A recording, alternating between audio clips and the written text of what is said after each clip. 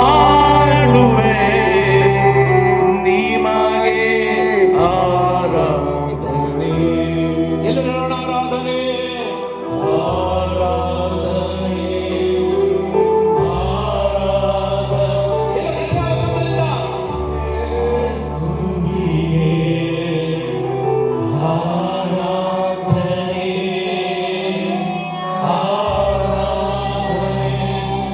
ನನ್ನ ಯೇಸುವಿಗೆ ನನ್ನ